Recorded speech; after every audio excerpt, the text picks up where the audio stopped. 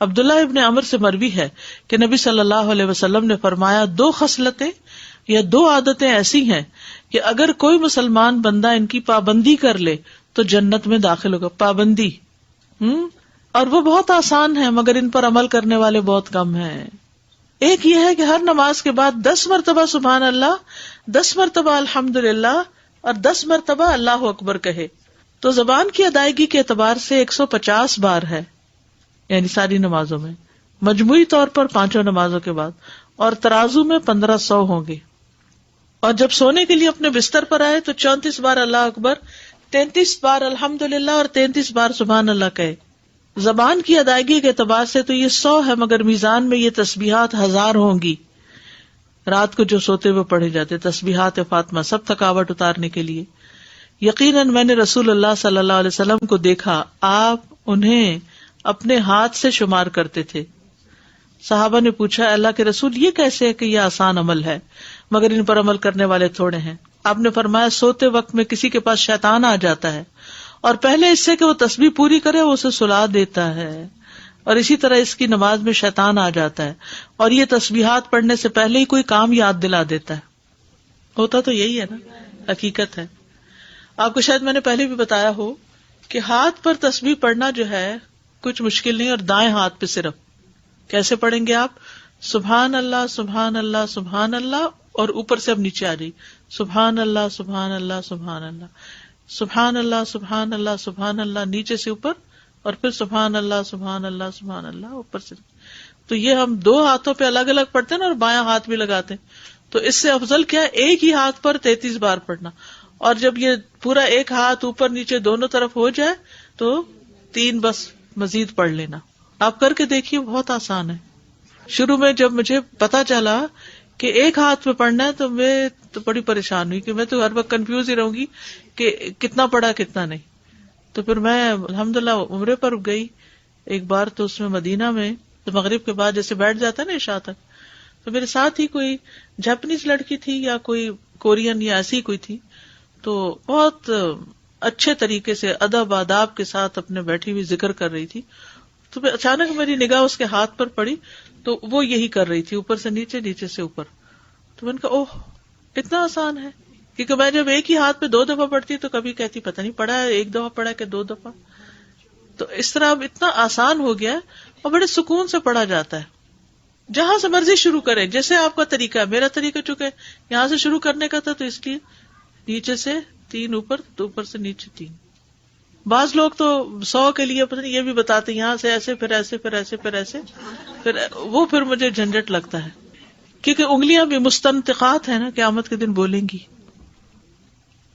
25 بار تسبیحات پڑھنا، یعنی یہ بھی جائز ہے. ٹھیک ہے.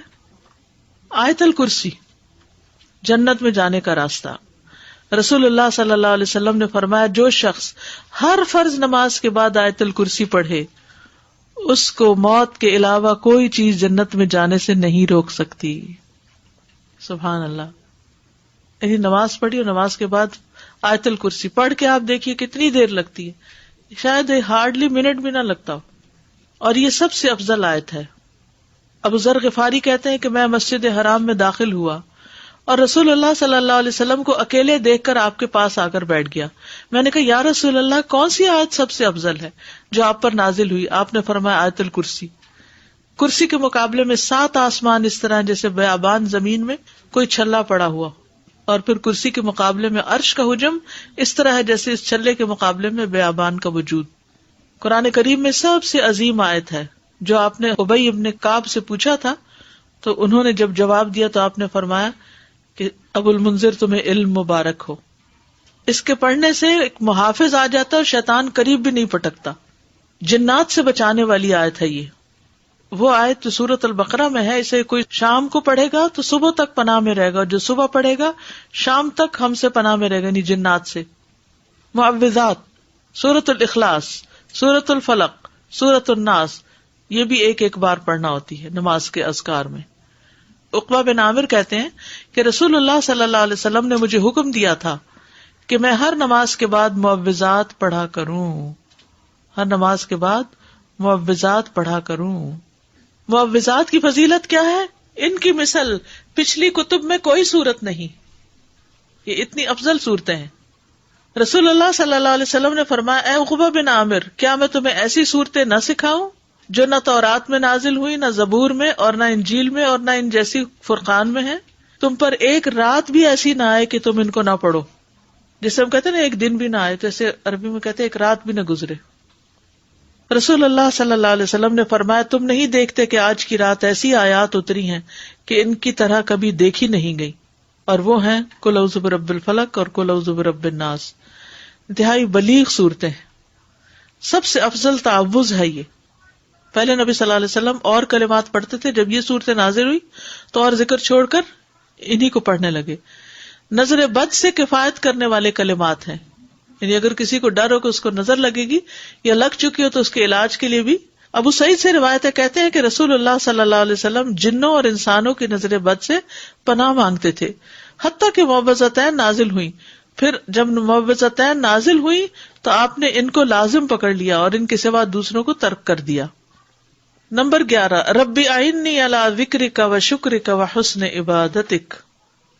معاذ بن جبل کہتے ہیں کہ رسول اللہ صلی اللہ علیہ وسلم نے میرا ہاتھ پکڑا اور فرمایا میں تم سے محبت رکھتا ہوں اے معاذ. میں نے عرض کیا میں بھی آپ سے محبت کرتا ہوں یا رسول اللہ. تو رسول اللہ صلی اللہ علیہ وسلم نے فرمایا تم پابندی سے ہر نماز میں یہ دعا مانگا کرو ربی اعنی علی ذکرک و شکرک و حسن عبادتک. اور آپ نے یہ ان کو وصیت کی تھی کہ کبھی نہ چھوڑنا اس کو. نمبر 12 رب قنی عذابک یوم تبعث عبادک. اے رب مجھے اس دن کے عذاب سے بچانا جس دن تو اپنے بندوں کو اٹھائے گا. پھر ہے نمبر 13 اللہم انی اعوذ بک من الکفر والفقر وعذاب القبر.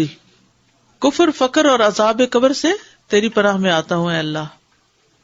پھر اللہم اغفر لی ما قدمت وما اخرت وما اسررت وما اعلنت وما اسرفت وما انت اعلم به منی انت المقدم وانت المؤخر لا الہ الا انت. یہ اگلے پچھلے ظاہری باطنی سب گناہوں کی معافی کا اعلان ہے اس میں. پھر 15 نمبر پہ سبحانک اللہم وبحمدک استغفرک واتوب الیک. اچھے عمل پہ مہر لگانے والے کلمات ہیں یہ.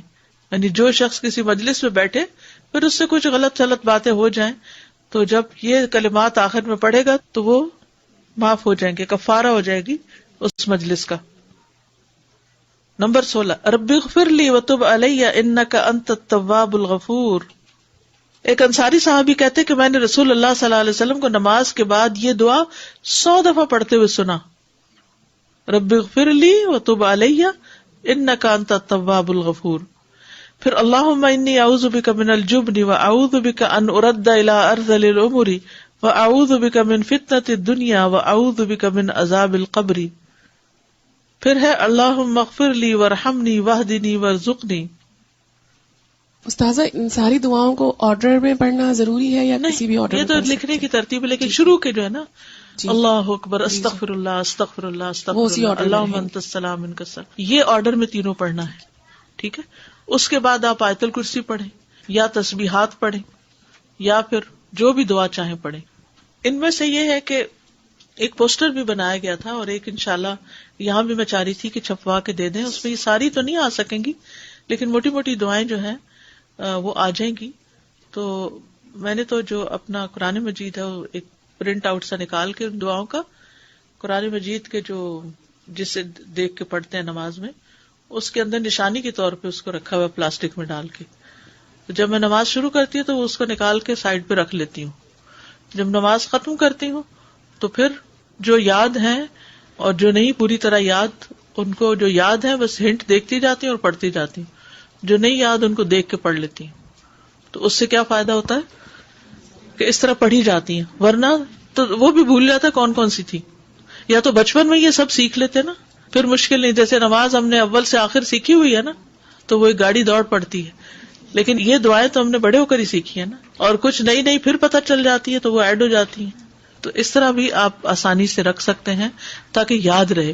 یا آپ کہیں سائڈ پر پیسٹ کر دیں اور آپ پڑھتے رہیں، جب دعا بھول جائے تو ذرا سا ایک نظر ریمائنڈر کے لیے دیکھ لیں کسی وال پہ لگا دیں، کپڑ پہ قریب ہی جہاں آپ نماز پڑھتے ہو. دور کہیں چلے گی تو پھر رہ جائے گی. بک اسٹور سے بڑا سا پوسٹر بھی ملتا ہے، اگر کسی کے گھر میں ایسی وال ہے جس میں فل سائز پوسٹر آ جائے تو وہ بھی لگایا جا سکتا ہے، لیکن چھوٹے انشاءاللہ ہم چھپوا رہے ہیں تو وہ بھی آپ کو دے دیں گے. اردو انگلش ترجمے والے کارڈز کچھ موجود ہیں، اگر آپ وہ لے لینا، کیونکہ ہر وقت کتاب نہیں ساتھ اٹھائی جا سکتی. آپ کے بیگ میں ہو رکھا ہوا، کہیں بھی آپ سفر پر بھی ہیں، کہیں بھی ہو، نماز کے بعد بیگ سے نکال کے پڑھ لیتے ہیں. الہدا کی ایپ پر بھی ہیں، اس پہ ڈاؤن لوڈ کر لیں. بس میں تو نماز ہو، قرآن کا وقت ہو، لیسن کی تیاری کا اور ڈر کے مارے فون کو ہاتھ نہیں لگاتی. جی سفر کے لیے ٹھیک ہے، کیونکہ فون کو ہاتھ لگ گیا تو بچنا مشکل ہے اور خوشبو بھی چلا جاتا ہے. اور ویسے بھی دیکھیے مصحف سے دیکھ کے یا ایک سالڈ چیز سے دیکھ کے پڑھنا اور ہی بات ہے. استاذہ یہ ابھی ذکر میں جو ہم نے معوذتین پڑھی تو کیا ہر دفعہ، کیونکہ ہم 3 دفعہ پڑھتے ہیں، ایک دفعہ کافی نہیں تو اس میں ہر سورت سے پہلے بسم اللہ پڑھنی مطلب ضروری ہے کہ نہیں؟ سورہ الاخلاص پڑھی، پھر اس کے بعد جب سورہ فلق شروع کریں گے تو بسم اللہ دوبارہ اس کے ساتھ؟ ضروری نہیں ہے، کیونکہ بسم اللہ 2 سورتوں کے بیچ میں نشان ہے کہ ایک سورت ختم ہوئی اور دوسری شروع ہوئی. وہ مستقل آیت ہے، آیا مستقلہ، وہ سورت کا حصہ نہیں ہے. ٹھیک ہے، تو اس کے بغیر بھی سورت پڑھی جا سکتی ہے. ٹھیک ہے، مطلب ذکر کرتے ہوئے کنٹینیوسلی اس کے جی ہاں بغیر. پڑھ ٹھیک سکتے ہے، ہیں. جزاک. جی استاد، جیسے میں فجر کی نماز پڑھتی ہوں تو میری بیک میں پرابلم ہے، مجھے آرتھرائٹس ہے، تو میں کوشش کرتی ہوں کہ اپنی جو دعائیں ہیں وہ اپنے بیڈ پہ بیٹھ کے ذرا کمر کو ٹیک لگا کے پڑھ لوں. تو عزت تو کے بیڈ کے قریب ہی مصلی ہوتا ہے. جی بس ٹھیک ہے. مجھے صرف دعا کے حوالے سے سوال کرنا تھا کہ ہم دعا کرتے ہیں نیک بندوں کے لیے اور صالحین کے لیے. بظاہر جو لوگ نیک اور صالحین کی کیٹیگری میں نہیں آتے، ہم جج نہیں کر رہے، لیکن بظاہر کیا ہم ان کے لیے دعا کر سکتے ہیں؟ سب کے لیے. ہمارا گمان یہ ہونا چاہیے کہ کچھ لوگوں کی نیکیاں ظاہر ہوتی ہیں اور کچھ کی ہڈن ہوتی ہیں. جی ہاں، بالکل. ہم ان کے نام لے کے بھی کر سکتے ہیں. نماز میں تو نہیں نام لیں گے، لیکن بعد میں جی کر ہاں سکتے ہیں. بالکل کر سکتے. Thank you.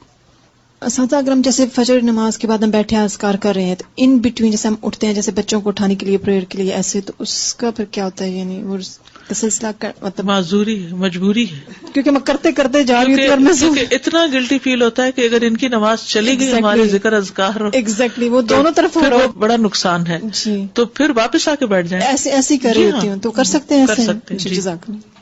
جب عشاء کی نماز پڑھتے ہیں رات کو تو وہ آخری نماز ہو تو اس کے بعد جو تسبیحات کرتے ہیں تو بیڈ پہ دوبارہ جب جاتے ہیں تو وہ ہو جائے گا بیچ میں 1.5 منٹ کی بات. ٹھیک ہے. نماز فجر اور نماز مغرب کے کچھ دیگر اذکار، یعنی باقی نمازوں کے سب کے ایک ہے، فجر اور مغرب میں کچھ اور بھی ہے. فجر کی سنتوں کے بعد کی دعا پڑھیے آپ سب.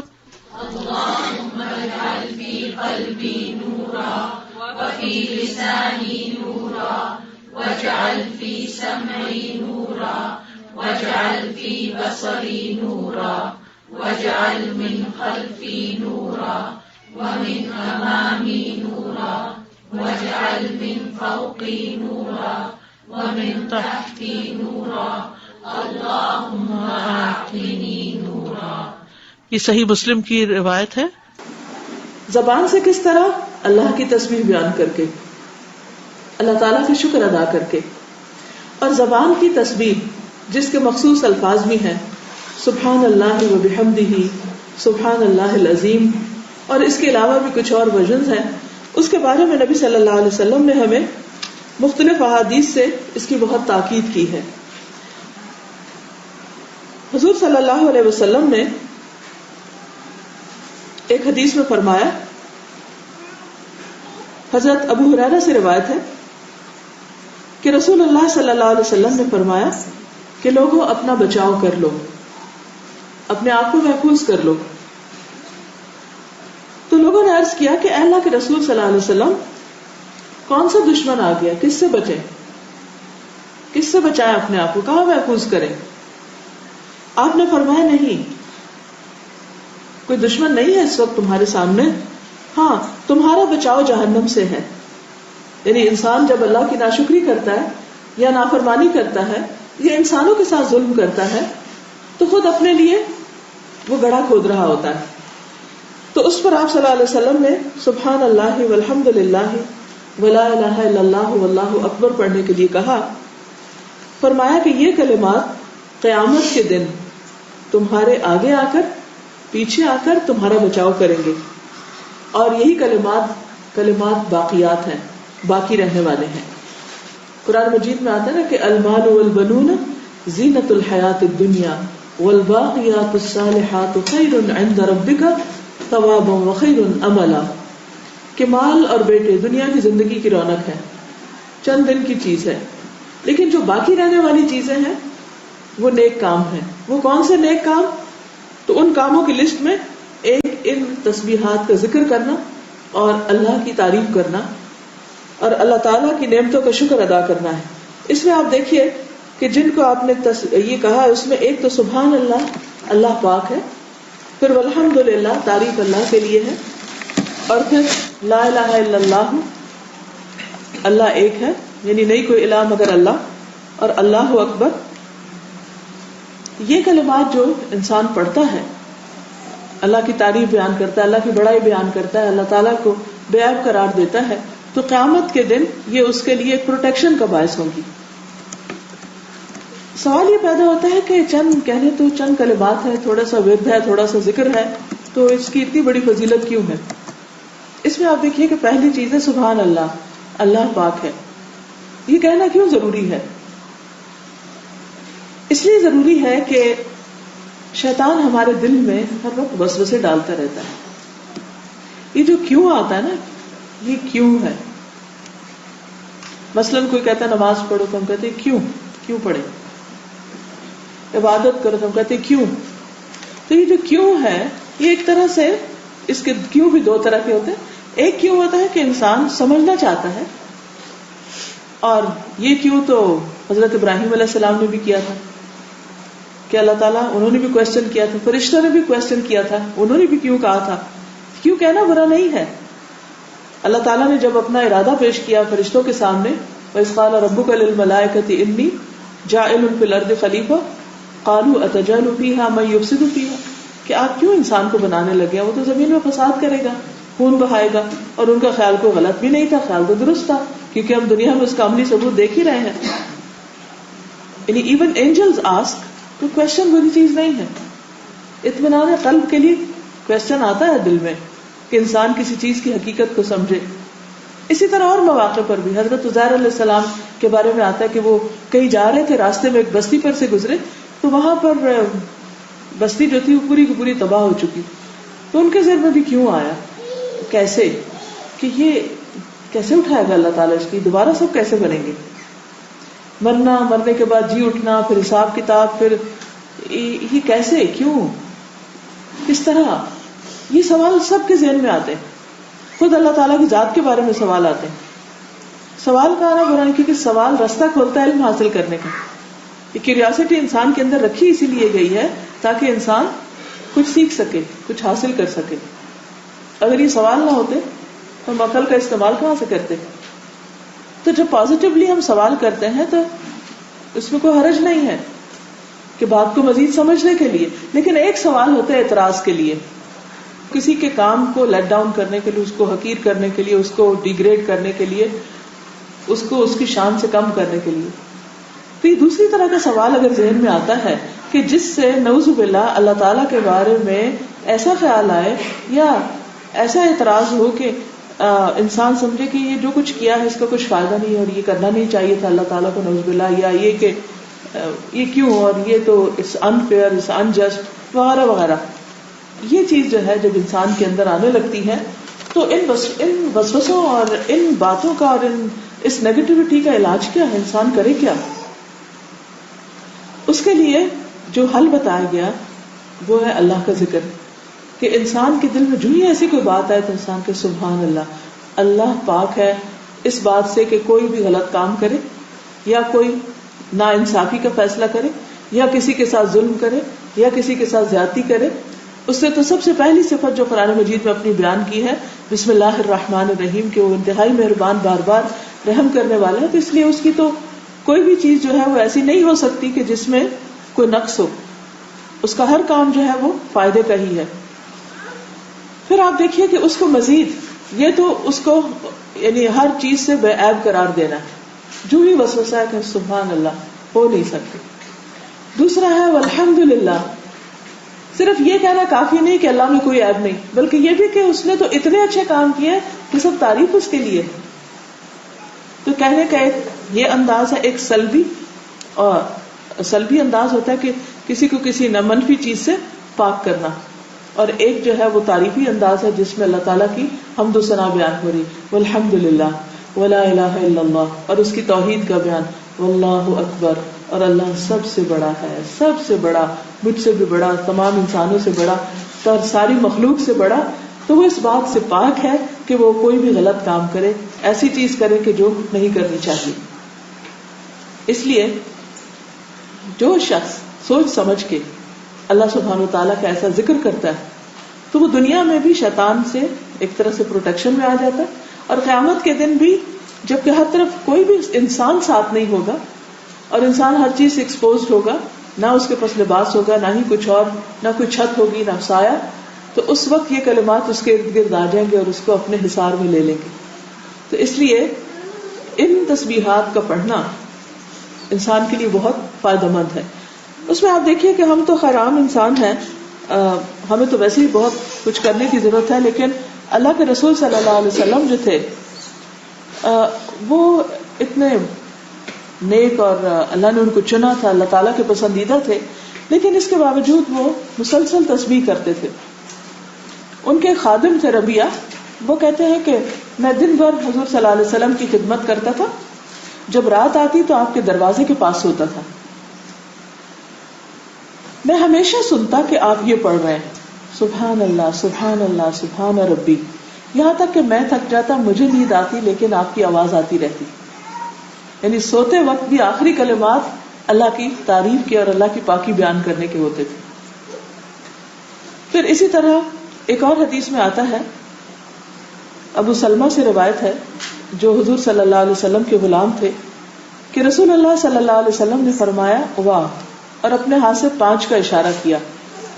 5 چیزیں میزان میں بہت بھاری ہوں گی.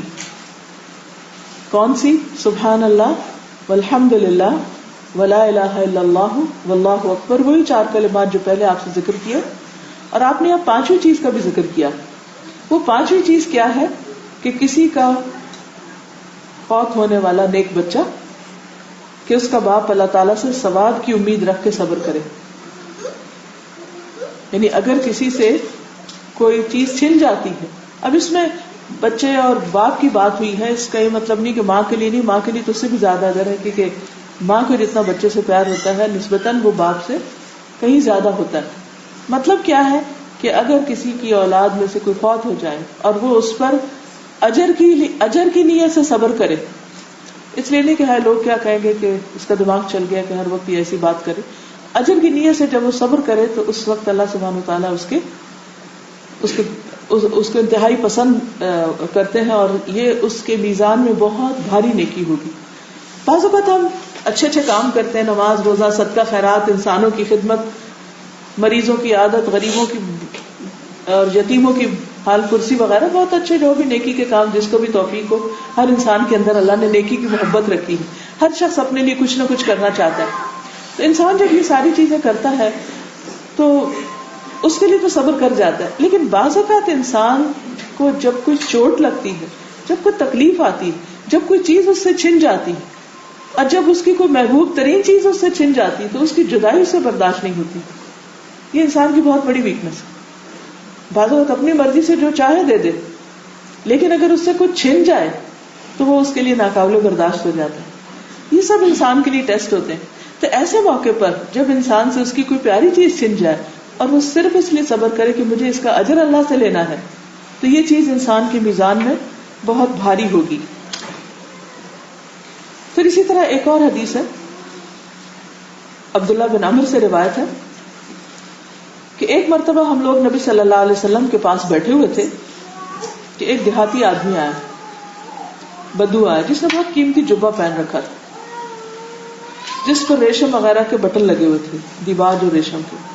آپ صلی اللہ علیہ وسلم نے فرمایا کہ اس نے تو مکمل طور پر فارس بن فارس، یعنی ایک فارسی انسان یا پرشین جیسے شخص کی وضع اختیار کر رکھی ہے، جب کہ ہو عرب، یعنی ہو تم کچھ لیکن تم نے لباس کسی اور قوم کا پہن رکھا ہے، یعنی ایک طرح سے امیٹیشن کر رکھی ہے.